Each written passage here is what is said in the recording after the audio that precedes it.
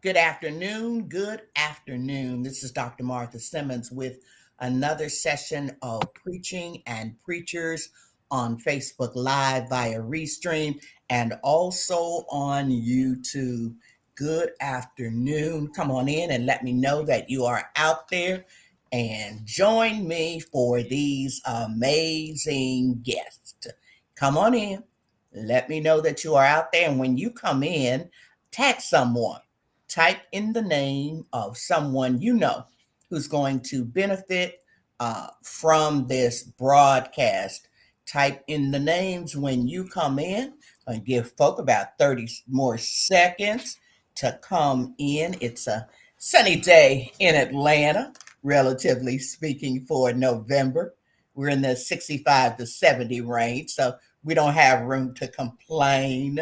I hope the weather is decent wherever you are. Shout out to my people in California, or let me say the West Coast, who get up early to check out the live broadcast. Shout out to the folk in the Midwest, the East Coast, and certainly those in the dirty South.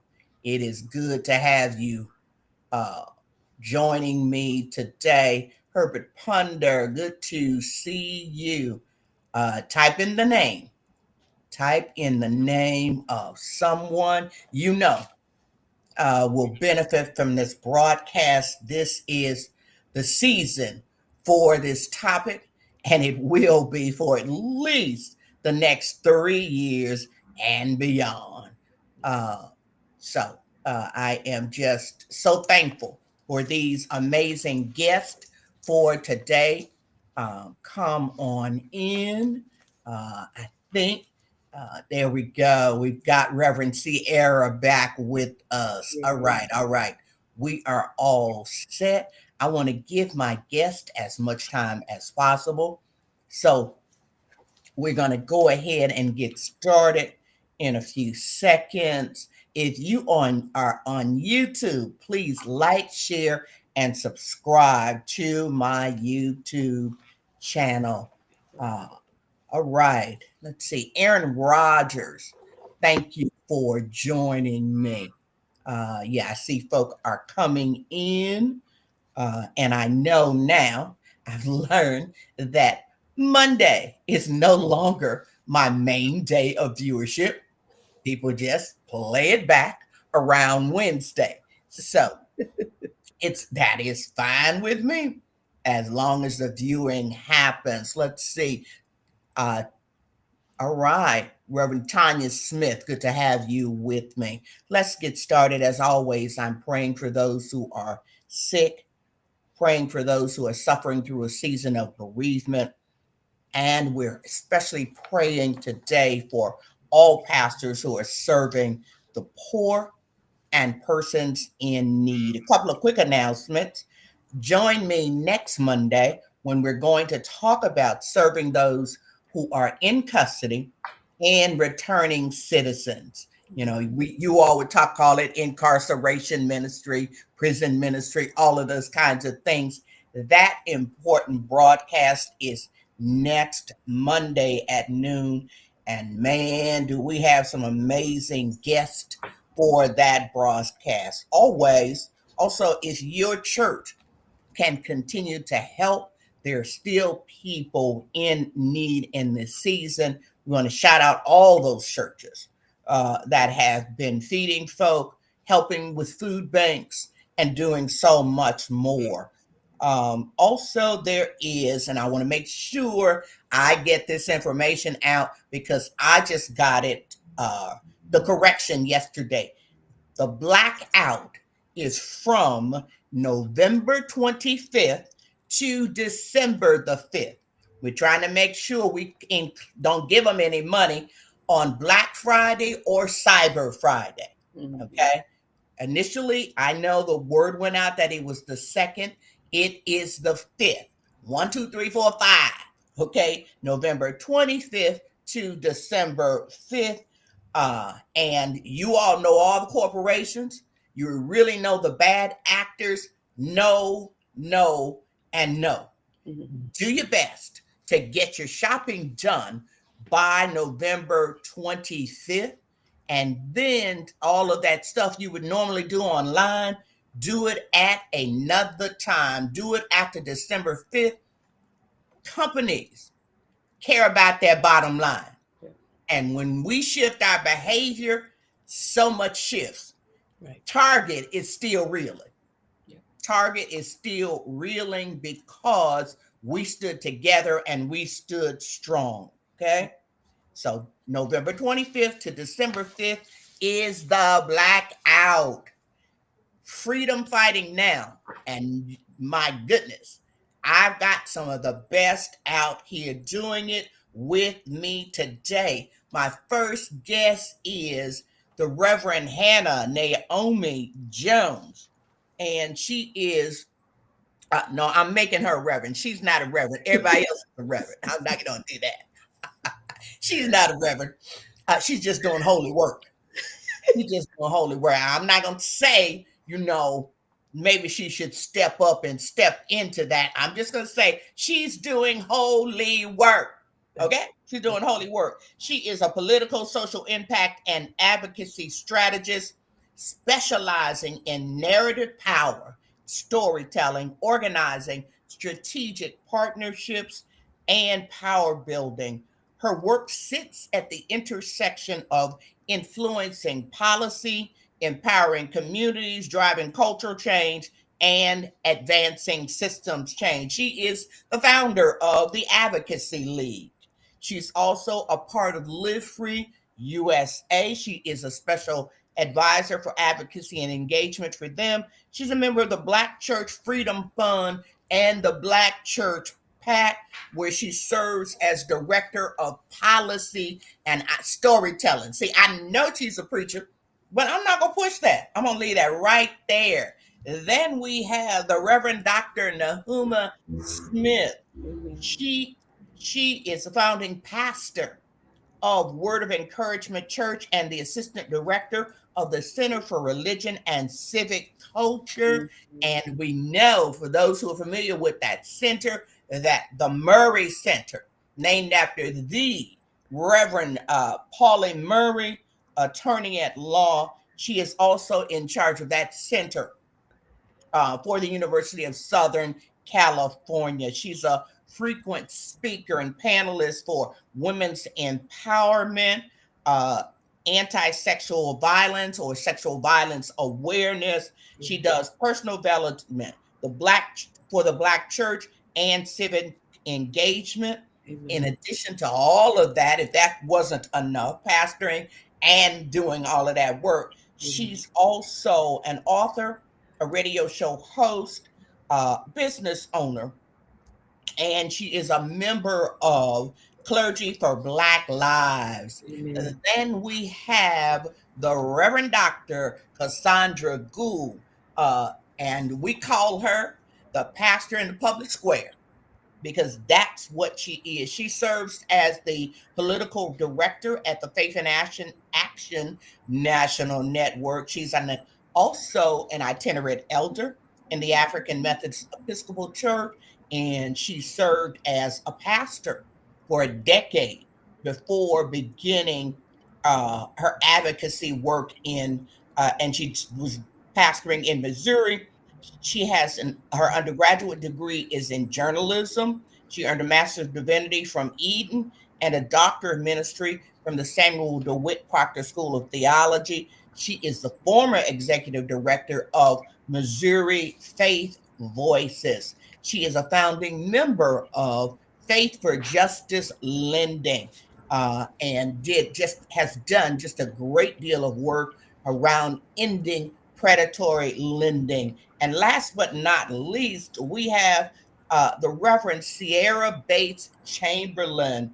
She is committed to the fight for social justice and economic justice, and she believes that this can be done by strengthening communities through radical theology. She is the executive director of Live Free Chicago / Live Free Illinois, where she works with Black churches to create safe, economically viable, and self-sustained Black communities.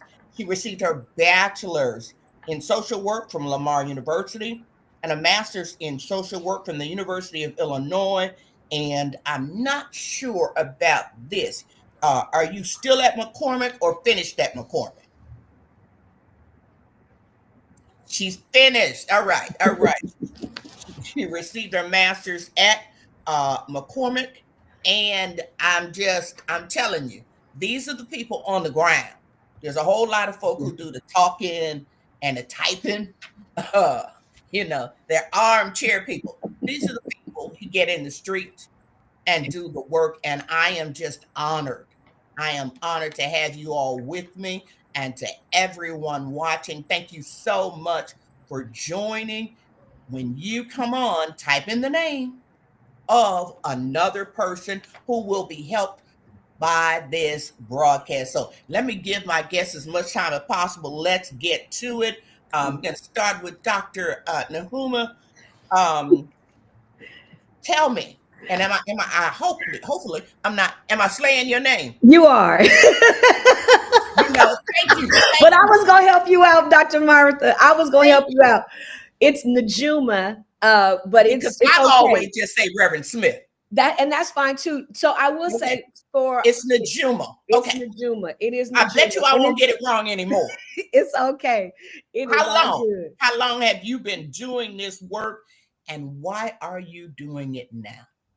So I would say for me, and good afternoon to everyone watching and to all of my co-panelists. It's good to see you all. I haven't met you in person, Reverend Ciera, but I look forward to doing that someday soon. I would say for me, it began in 1992, LA civil unrest. I was a member at FAME, had not yet accepted my call to ministry. And Dr. Murray, which the Murray Center is named after him, Cecil Murray Center, he organized the church then, even before the verdict came down. For those that are not familiar, we're talking about Rodney King events. And it was out of that unrest that Dr. Murray began to organize us just as members of the church. And we were out in the streets.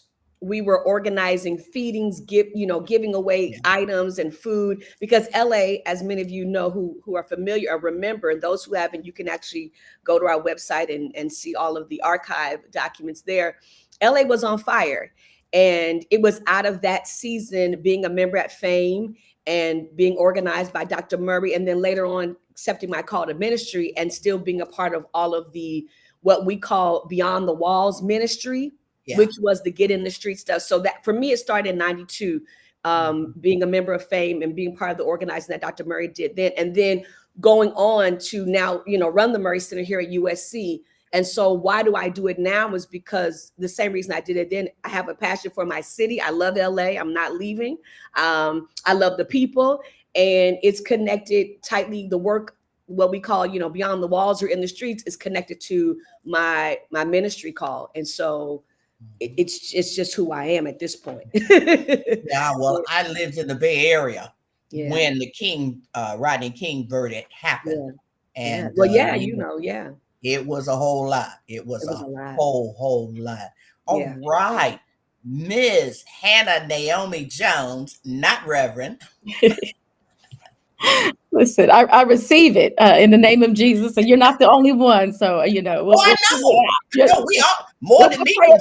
I need all my sisters on this call. And I mean, honestly, when we're talking about the work, actually, with the work that continues, is because of all the powerful Black women in the church. That's right. That has covered me, that has kept me, that has encouraged me, actually. And so I just wanted to name that. Before there was a DC behind me, there was Reverend Juju and the folks at Murray Center. Actually, when I had two bright-eyed little children, and a mother on welfare and a mother on food stamps, her mentorship and her guidance led me to where I am today over a decade later. So just thank you all. Encouraged by Reverend Reverend Ciera and Reverend Gould and Reverend Martha. Thank you for all you're doing. So again, I'm honored to sit amongst you all, which leads me back to how I got started in this work. I said amongst my parents, who were again around the Rodney King riots and all the things that were happening. I was 4 years old when I saw 2 girls get shot in the head on Vernon in Los Angeles, California. My parents would immediately go into action, praying, offering things in our living room. There was food pantries and boxes of food. People, strangers, would live with us that we would take in who had just crossed the border. So I was raised into this freedom fighting work before there was language to actually name that you're freedom fighting. So when this actually gets started, I was born into it from the suffering and the pain of the community, seeing it, witnessing it, right, and being told how to address it through a faith lens through my parents. And so I'm grateful for Pastor Arturo Space, who has gone on to be with the Lord, and my mother, who is a prayer warrior. Her prayers at 5 a.m. was my alarm clock. And even when she visits my home, it's still my alarm clock at 71 years old. And so it's because of them. That was more of the symptoms change work that we were doing in terms of freedom fighting. It wasn't until I had 2 little children and dropped out of college and went back to college, and systemic pressures and oppression, all these different things began to harm me personally, institutionally, and societally. The loss of my brothers and family members, I began to say something beyond meeting those material needs need to happen. And I began to study the Constitution and laws on my own without even going to school. And so from there, I learned how to digitally organize. I learned how to get myself all the way to the Capitol in terms of the Hill. And I began to take the stories and names and information I collected with me to advocate. And one of my first meetings was with Nancy Pelosi. So this what happened was, for me, is so we went from material need to, I saw my first policy win. I began to say we can actually organize and change systems. And then when I noticed that there was not a lot of interest in the policy change for the people who were really suffering, I learned culture was a big part of that, and storytelling. So then at that point, I learned to storytell and do culture change work for norm change work. And so God gave me the framework of empowering communities, of influencing policy, right? And then leveraging culture change for norm change. And so that's how I freedom fight. But it started with my parents. It started with the church, and all those numbers and names that I took to the Capitol and take to policy leaders and do that work. It actually started with the church. The largest numbers of the work I've done, the impact numbers, actually more than half come from members of the church who organized or sent a toolkit out or whatever that looks like. So I have to stay committed to organizing with the church and being a freedom fighter alongside the church. All right, Dr. Gould, how long you been doing this? Similar to my sister, Hannah, I can't tell this story without talking about the story of my mother.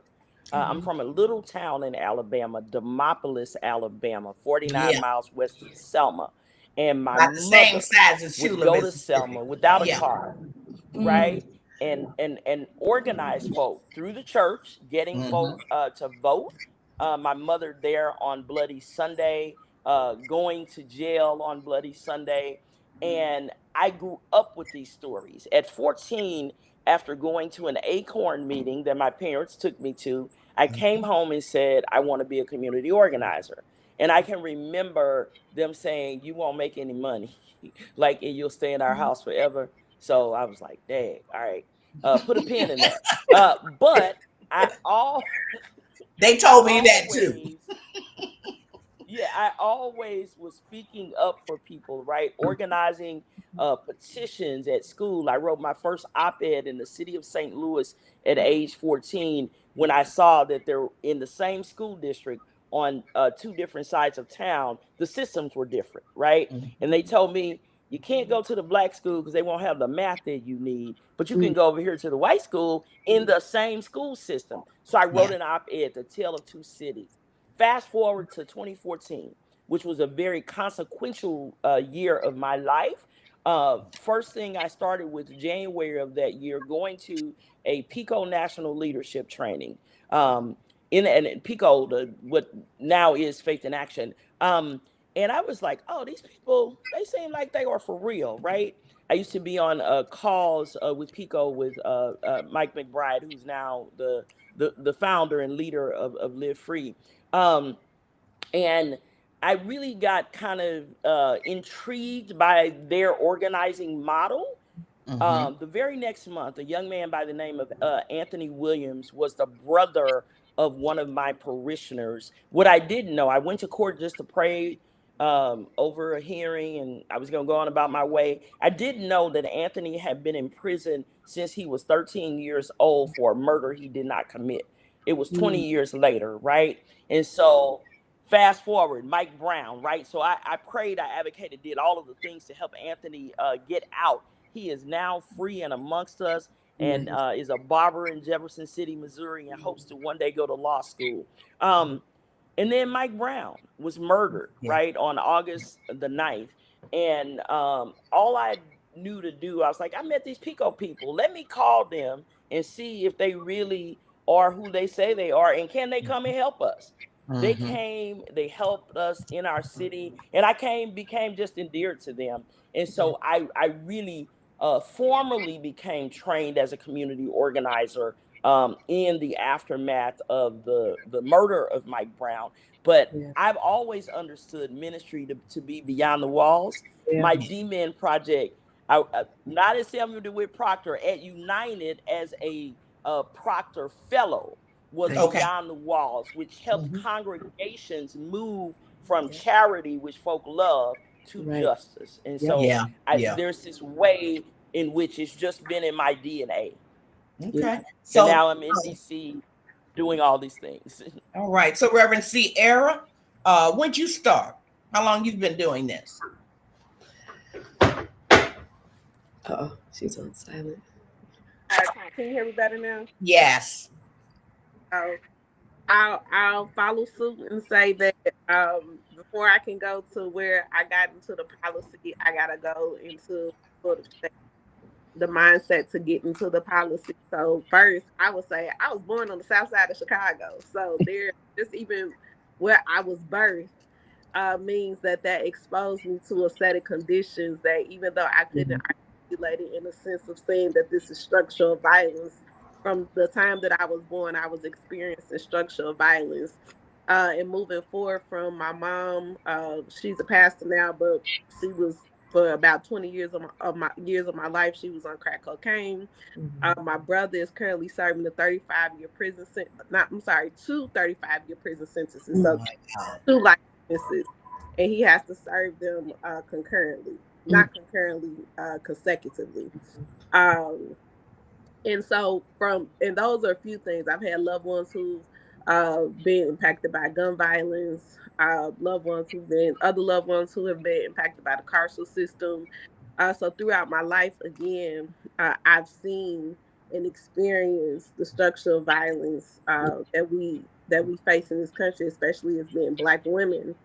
I received the Holy Ghost with the evidence of speaking in tongues at the age of 16 years old. So that was my interest into I would say understanding the church dynamic. So from very early on, I began to maneuver in the church and understood that I had a role in the church, and I didn't necessarily understand my role. Went to college and knew that I wanted to do some type of policy work. And so I've interned with the city of Chicago.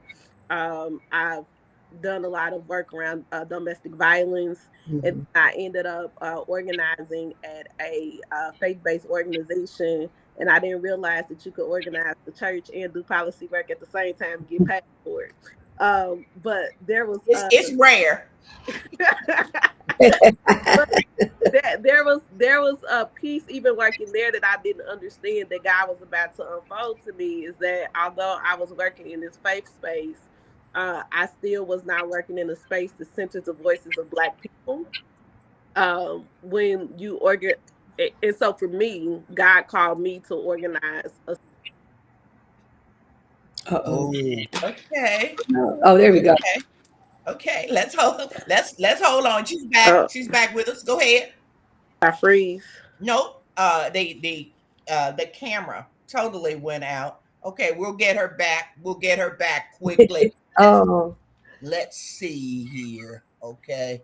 We're gonna get her right back. Yeah. Oh, I'm sorry.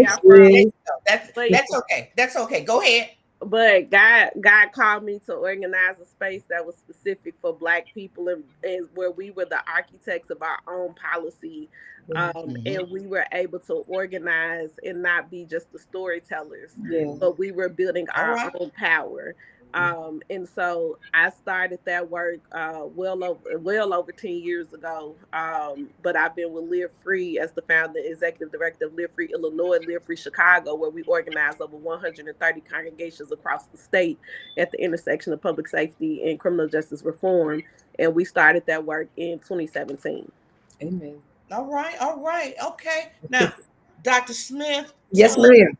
what you're doing right now. What are your main protest targets? I mean, is it anything happening at the Supreme Court? Is it ICE? Is it what's your main stuff you're working on right now? Yeah, that's a great question. So, right now in Los Angeles, a lot of our focus is on ICE and the immigration issues that LA is facing with ICE coming into the city, but also organized around being of help to the immigrant population here in LA, making sure that they have resources and information, knowing how to protect themselves, but also being a voice. I think that's for me where I lean in, is being a voice for those who are voiceless, those who cannot speak up for themselves. And so that's the key focus here in LA, is around ICE, but also police brutality. We're constantly staying, really dealing with police brutality and making sure, holding LAPD, the sheriff's department, accountable for their behavior in LA and how they, move about the city. And then on a personal level, I do a lot of work with an organization, a couple of organizations, but one of them being United We Stand Up, working with our brothers and sisters who are formerly gang affiliated. And really doing a lot of work with our young people, making sure they have the tools and the resources. And so I have a project that I'm working, like I said, with United We Stand Up. So that's the key focus. And then also, I'm always advocating for those who are dealing with sexual violence, as a survivor myself, and then also mothers of murdered children. Our organization, my nonprofit right now, we are running a form of grief support group sessions and really advocating for mothers of murdered children. Unfortunately, that is part of my testimony. And so that's been my latest work, and probably something that I'm probably doing the most now in this season, is building our resources, but also advocating for policy change in the area that supports families of murdered children, not just mothers, but I tend to work with a lot of mothers. Yeah. So that's the focus right now. And then the other side of it, Dr. Martha, is like whatever the city needs. Sometimes the 911 goes out to a group of us and we just got to show up. And so it's also that too. So I don't think at any given time, and I'm sure that's the same for a lot of my co-panelists, is that at any given time when the call goes out, we show up. That's really, all right. Reverend Ciera, and Reverend Ciera, I think you're gonna have to stop touching buttons. You're good. You are great right now. Tell us what you're working on. What's your main thing you're working on right now? The main thing we're working on is building power and organizing. That's the main thing. So we're building a base because we work across a number of issues. We work on issues such as clearance rates. We have the Incarceration Fellowship. We have a community healing resource center network. That's a statewide network addressing trauma in communities. We just passed the Clean Slate legislation, which is the most expansive ceiling. Tell us about that. What is that? I would love to. Again, this is the most expansive ceiling legislation in the country, meaning that there are 2.2 million people in Illinois who are eligible to have their records sealed. By 2030, all of those records that are eligible to be sealed will automatically be sealed. All right now. And so again, that's the most expansive. Our big one on that is super transformative. That's for big. Families and individuals who have records, so that it will definitely help with employment, housing. Is an economic driver. It will drive about $4 billion into the economy. So this is okay. So for you churches out there listening, and you all are, what can we do? These are the kinds of efforts that you can get behind in your city, and you can reach out to Live Free Illinois, and they will show you how it's done. Yep. Hannah, what are you working on right now? Is there anything specific, a couple of things you're working on right now? Absolutely. And I'm going to speak to Live Free USA first because that's what takes all my time. And I love organizing with Live Free USA and Live Free California, just like Ciera, Reverend Ciera just mentioned, organizing people, resources, right, around the work we do. One of the things that we just did in California is we actually led one of the largest digital advocacy policy campaigns around reparations. And we have to thank the church. Although a lot of folks were involved with that, Live Free uniquely organizes the church. So again, when something comes to your door, Reverend Juju is a big part of that. I'm asking you to amplify, to allow us to get signatures, to add your voice to a letter. We sent 8,600 plus letters to Gavin Newsom, which he did sign 2 of the 5 pieces of legislation around reparations. The first in the country, the infrastructure bills, is because of the church. We also are partnering one of the organizations around we ain't buying it, right? The big blackout. I know you're going to talk about that. Yes. That's coming up. Yes. That's really crucial. Holding You can folks. go ahead. You can go ahead. And like I said, we know it's we're starting on November 25th. We're ending on December 5th. Go ahead and say some more about that. Yes. So we ain't buying it is a national campaign for you, you, and you, right? Right. So join us. It does start the 27th, and I believe, like Reverend Martha just said, is extending to the 5th for a unique reason about Cyber Monday.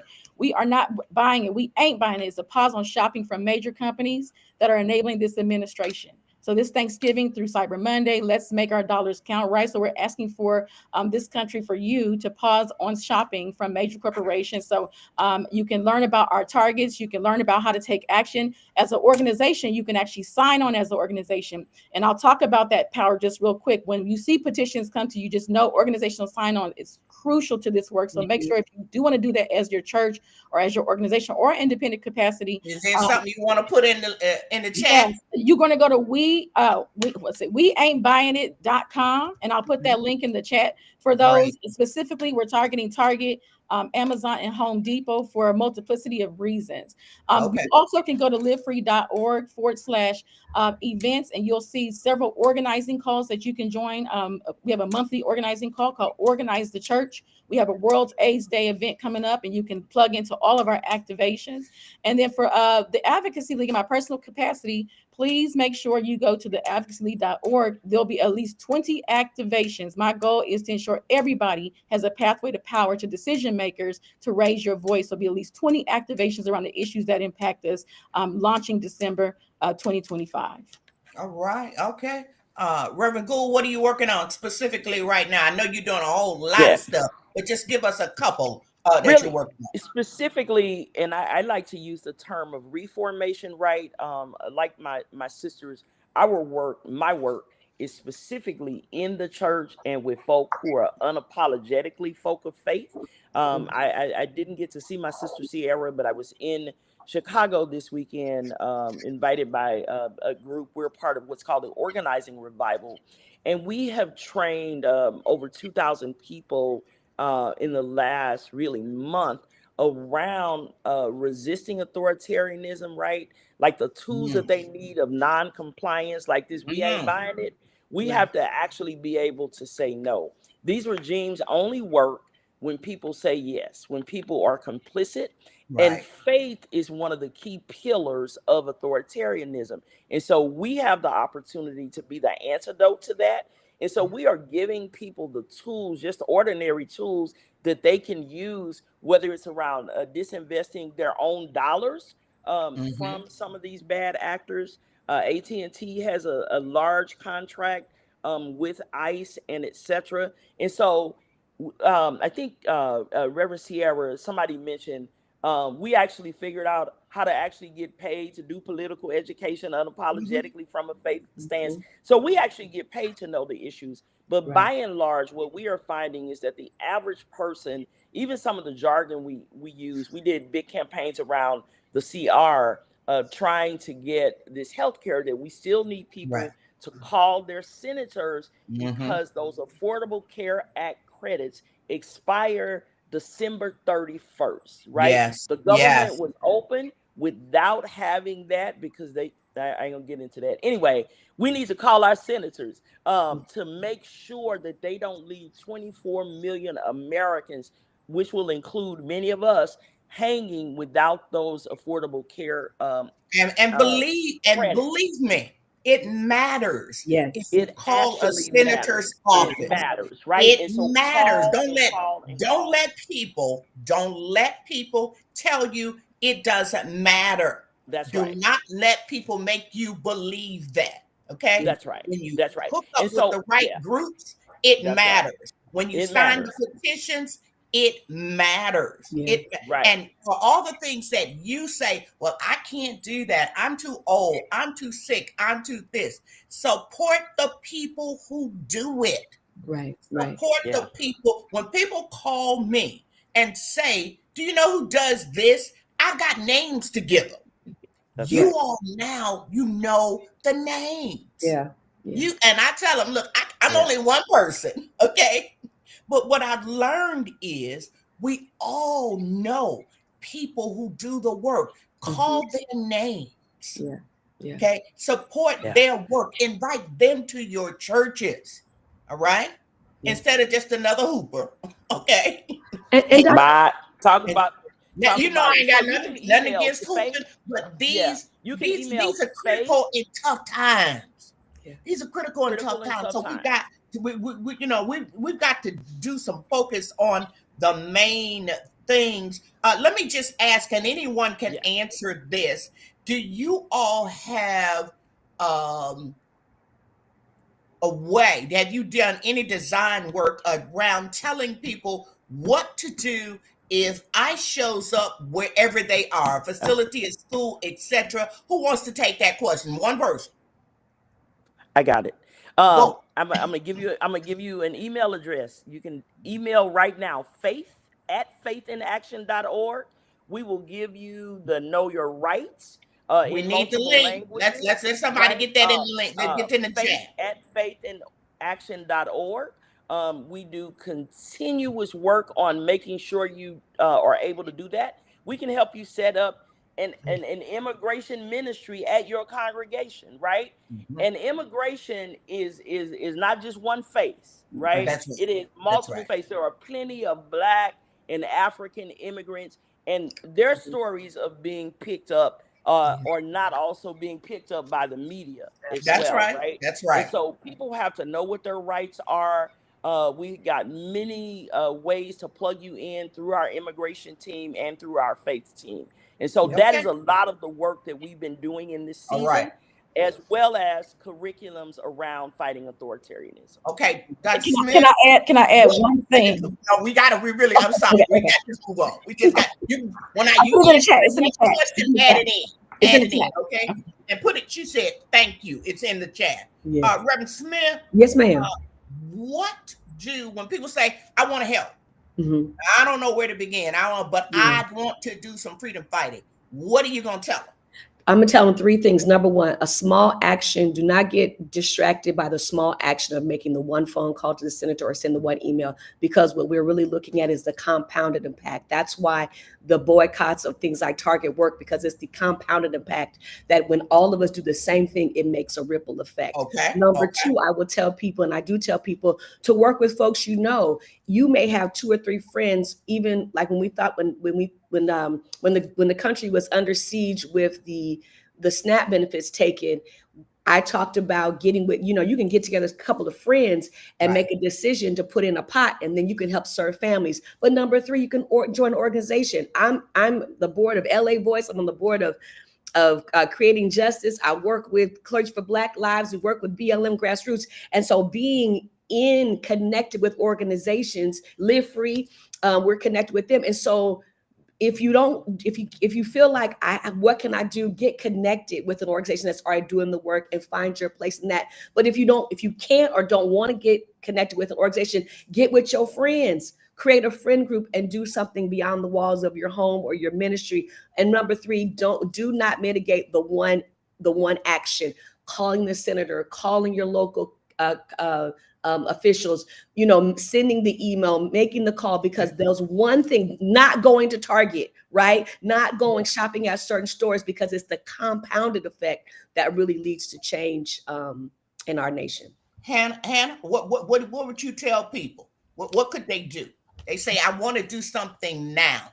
I Yes. want to get involved. I want to Okay. just like, yes, just like Reverend Juju mentioned, the small wins, the incremental change. But one, choose your lane and know your power. That means if you're an organizer, a teacher, a policy person, a preacher, know that is power and choose that lane of how you're going to show up. Power is the capacity to act, right? So what capacity do you have and the power you have to act? Choose your people. So choose your lane, choose your people. And that's what Reverend Judy's talking about, plugging in. Even the local NAACP is doing voter engagement work, voter education. Plug in, don't sit on the sidelines. And within that, also power map and choose your target. That's really crucial because there's so many targets right now, from MAGA to right-wing extremists to courts, to there's so many targets. Those organizations will help you choose your target so that we all can make these incremental wins. And then share. The fourth one is share across the aisle. Share with your children, your family, and so on. Those are the 4 things that you can do right now. Reverend Ciera, what would you tell people they can do right now?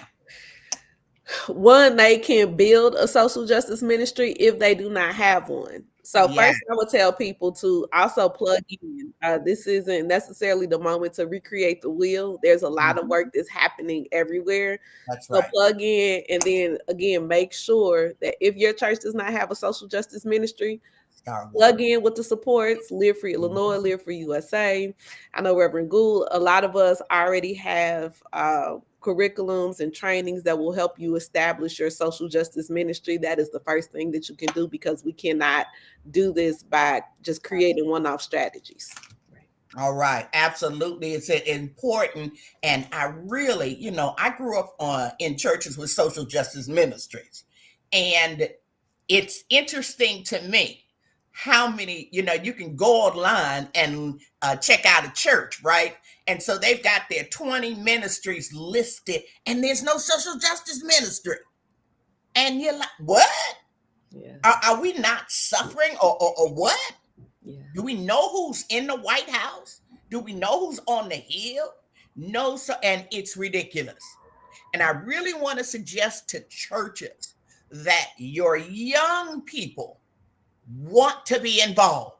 Yep. They want to be involved. They really do.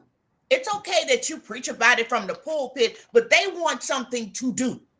They want something to do. They can do campaigns on TikTok, okay, that you never thought about. Yeah. They want something to do. So please consider starting a social justice ministry, and you can contact any of these individuals, and they can give you links, they can give you curriculums, they can give you names of people. They will tell you others. You don't have to reinvent the wheel. You don't have to know everything or everybody. Just connect. Just connect where you can. Reverend Gould, we've got unfortunately, about 3 more years under this freaking administration. Whew. What can churches do in addition to praying and preaching about justice? Give me some action steps. Yeah, we are in the first quarter, friends, right? And so we have to also like minister to the wholeness of folk. Folk are Yeah. hurting and etc. Churches are like the original mutual aid organizations. That's And right. so a part of the work for the faith community right now, your senator, one of your senators, Dr. Warnock, says evil always goes too far. And so in this moment, the community is asking the question, how far will we go? And so churches need to actually be visible. And so like your prayer visual inside, don't nobody really care about it. Like, I'm not saying don't pray, but I'm saying that folk need to have visible, above ground accompaniment through their misery, through their fear, and etc. And so churches need to be more public.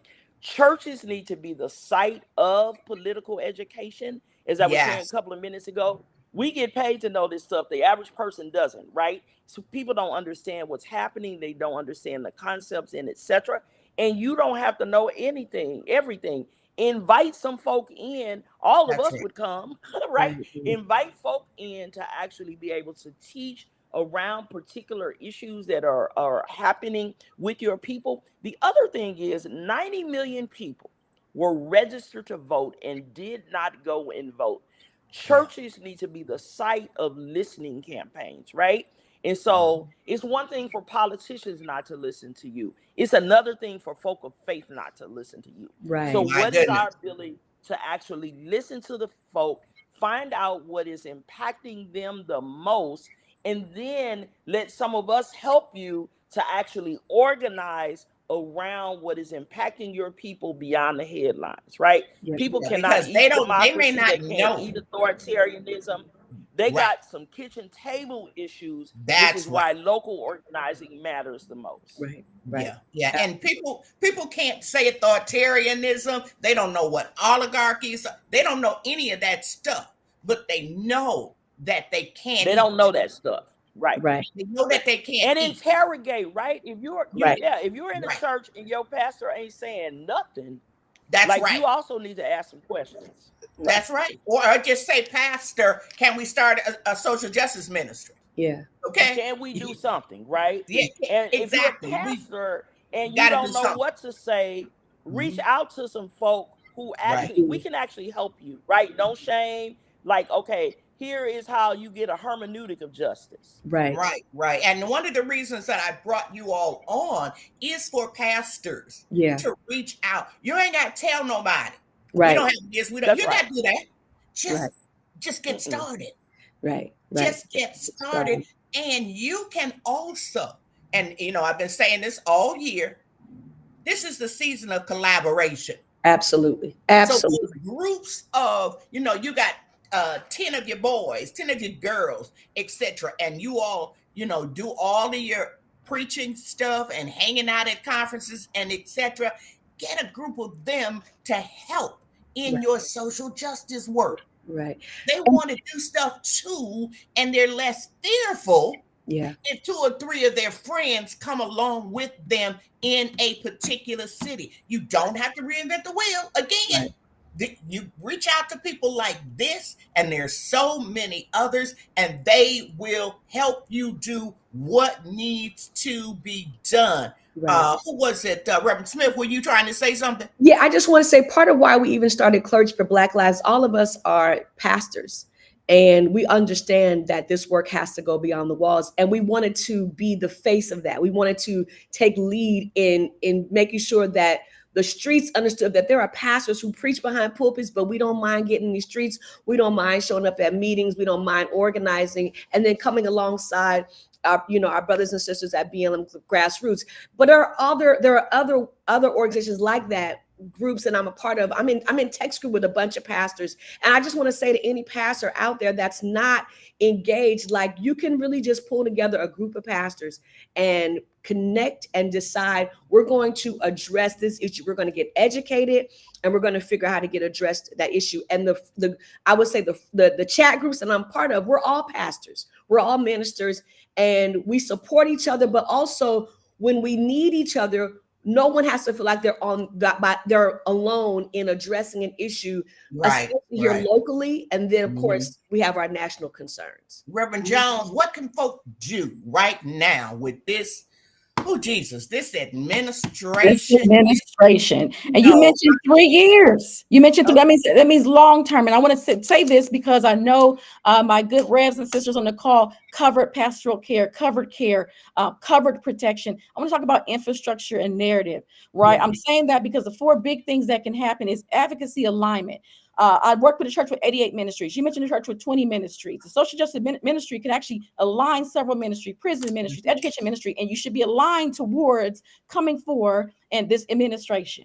So everybody's ministry can actually, in their lane, could actually do so. Reaching across, advocacy alignment, digital power, understanding our reach and scaling amongst that. That means, what amongst doing the advocacy work? So what does that mean? And you don't have to do it alone. Partner with folks like the Advocacy League or Live Free. We actually have a big project coming up where we'll take in folks and teach them how to digitally organize. And then obviously that's part of organizing. Last one is movement building infrastructure. What are we organizing for? What are our targets? So I'm going to ask for the churches to do 4 things. So assess your ministries and how can you all come together, right, to do the digital organizing and the traditional organizing work. I call it hybrid model. Mm-hmm. And then how do you build the movement infrastructure as well, so that movement is happening across generations in the community, and partner with folks like Faith in Action, like what the Cecil Murray Center is doing, like, listen, Reverend Ciera is, queen on the ground in ways. See, I built infrastructure. I'm on behind the computer. I come on the ground after I've built the system, but she's on the ground, right, putting her life on the line in a very different way. But we partner. I've built infrastructure for her, and she's done the work on the ground for me. And so that's one way we're actually getting this work done. So those are 4 things I'm asking folks to do: is assess their ministries and align for this long fight ahead, and also know we are at war. If you don't know we're at war, then you can't help us. How are you freedom fighting if you don't know we're at war? And when you're at war, you have to know the moment we're in. You have to know the villain. White folks name a villain quickly. We say the system. Who is the actual villain? Who are we? Right. Fighting? Call the name. Call the name. Who are we? That's what I tell people. Call a name. Call a name. If it's if it's somebody in Congress, call a name. Call a name. Ciera, what can folk do right now? The churches, like I said, we've got almost 3 years of this, okay? And it's not going to get better. Just folk be clear. Even though he will be a lame duck president, baby, he has some stuff waiting. And the folk who surround him, especially people like Stephen Miller, they have some stuff waiting, okay? That they still have not released, just to be cruel. Just to harm people and just to serve a certain group of people. Reverend Ciera, what can folk do right now in addition to praying and preaching? So I just want to just add on to what Hannah was just talking about and acting people, because I know a lot of times we like to be nice church folks, but it's biblical to act people, right? Because Jesus said you got to call that demon by his name and ask, what's your name? So it's okay to act people, because that's what Jesus did. But what I think, this is my challenge to the church on what we have to do. If we had the power to win this fight in the same circles we've been fighting in, we wouldn't be in this position we're in right now. Whoa. You got to go get your people or we're going to lose. Absolutely. You got to talk to the people that's outside of these circles that you're in. And that means you got to talk to the auntie, the uncle on the block. You got to talk to your cousins and them. You got to even speak to you, because a lot of times too, just because people don't use the words like authoritarism and Christian nationalism or whatever words we've been like tossing around, like there's a lot of people who understand like what we need to do to activate and move people. But because we try to like put these, I'm here and you're here, and we drive that disconnect. So we need to be able to activate our people on the ground. And we also need to talk to people that might not think and believe like we think and believe. We're not going to win this using the same old strategy. So that means you got to talk to the people who may vote a different way that you vote, but we have to be and help people to understand, while you may call it one thing, but I'm saying you're hungry, right? Right. Or exactly. Probably one thing, are you unemployed? Like all of these things that we know, we may talk about it differently, but like the church has to get outside of their boxes and talk to different people. Pastors got to do one-on-ones. I don't know how many times that I can scream to the top of my lungs and say, if your people don't know you in the 10-block radius, like that's a problem. If you're a full-time pastor, you should be people should know who you are if you knock on their doors. You should be having one-on-ones and coffee meetings with people. You gotta walk your neighborhood. You setting your people up to lose. We gotta go get our people. If not, we're not gonna have the numbers to combat the evil on the other side. And even for people who say, and I still see this all the time, folk are suffering, hungry, dying, can't get medicine, and people will post, I'm not political.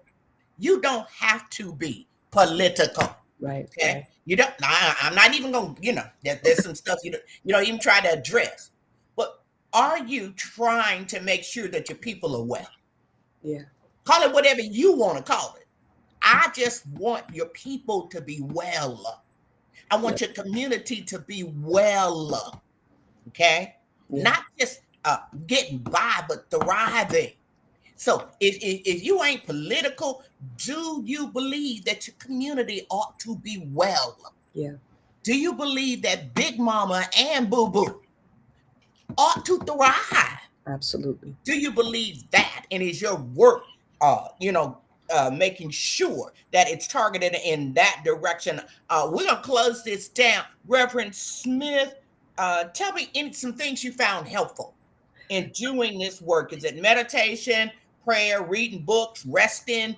Right. What has really helped you in this season under menace? Yeah, certainly meditation and prayer in the morning. Like I really do that every day.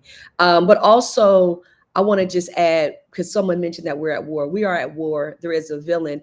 But part of why we need everybody strategizing in this work is because they're also what we call underwriters. It's the people you never see on the news. And those are the big businesses that we're going after. So the reason we got to be part of the We Ain't Buying It campaign and all the other works is because we're not just targeting the war and the villains that we can see, but it's also the underwriters. It's the people that are co-signers, co-signing, complicit with all the work. And so this is why this is important. And so to manage all those thoughts and those emotions, I certainly get up every day and pray and meditate. And then I hang around people who are like-minded. I don't even have time for folks that are playing games. That's a big one, honey. Yeah, I gotta hang around folks. Bring me that positive, don't get it done movement energy. Hannah, what do you do? Is there something you're reading right now? Is it prayer, meditation? What are you doing? Absolutely. So first of all, obviously centering in prayer and meditation, not only just in the morning, like, listen, we know that we're doing this all day, especially when we have to level set in the meetings and the moments we're in. But one of the things that Reverend Juju mentioned was surrounding yourself with like-minded people. We do not have capacity and the time to argue with people. Organizing is like that self-interest, building power with the shared interest. So aligning yourself. Who's ready to go? We ain't worried about who's not ready to go. We'll go get you. We'll leave the porch light on, but we're not fighting, right? So that means that alignment is crucial. Alignment across the board. People, organizations, ministries. But I'm a nerd, and I'm gonna tell you about policy and about the Constitution. Right now, there are three things that are under attack, and we're not realizing. The 13th Amendment made us a human according to law. We are human. Right, that's our civil rights, and the 14th Amendment says due process, equal protection, and we're a citizen. And then the 15th says we're going to allow you to also vote and raise your voice. Look at what's under attack. I am studying the foundation. We are amendments in this country, the foundation of that, because if that rug gets pulled from under us, listen, Black, white, Hispanic, Asian, everybody's in trouble. And so I'm watching like a hawk the attacks on those amendments, because that is when they're trying to erase us completely. They're not trying to go back to 1964. They're three to go back to 1862, 1860. I'm just telling you, I'm saying. So I personally feel called to watch those three amendments and the rights we have here, and to make sure I create and design infrastructure around protecting that in the civil and human rights from the organizing and digital power lens. That's Dr. Gould. All right, Dr. Gould, we're gonna give you the last word. What is it? What are you using now to help you do this work? Radical self-care. I mean, I work hard, but I also play hard. Massages, and I have never met a vacation that I wasn't going to take. I am rereading and carrying with me Psalms for Black Lives, as well as Susan Smith, Rest for the Justice-Seeking Soul, and that community, right? I got the sister girls, especially, and some brothers, because some of them are listening, that I can go to the wall with, do all the things. It ain't always praying in the heavenly language, right? I can say all the words, decompress in all the ways that I need to decompress. And in this moment, we cannot be in isolation, right? And so the church is going to have to organize also in solidarity with so many people. We have to get over all of our theological differences and etc. and just be like one people, one fight. At least this time. Just say the people.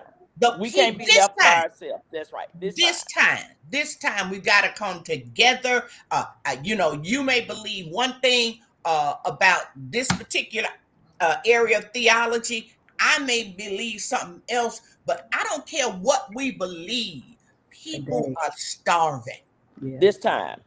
People are starving. Yeah. That's right.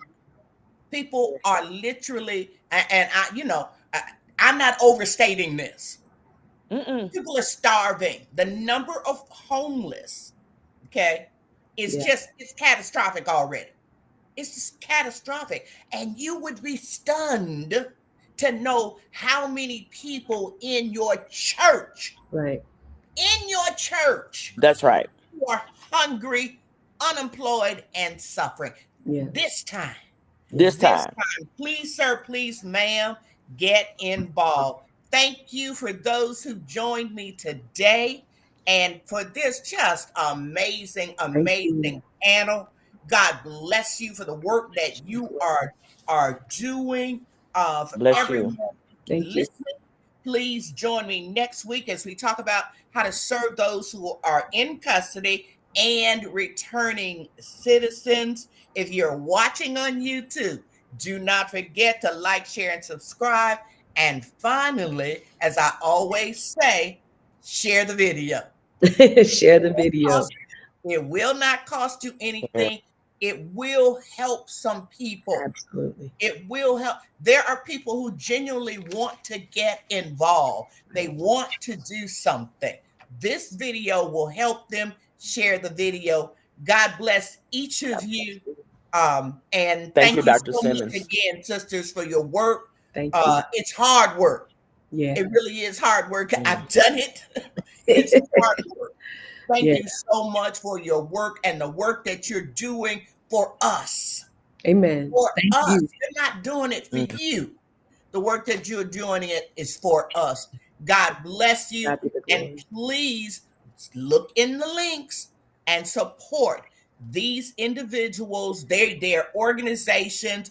You don't have to reinvent the wheel. Nope. You just don't. There are too many groups doing this work. Get connected in your city. God bless. God bless you. Everyone has a great week. Thank you. Bless you, everyone. All right. Bless y'all. Blessings.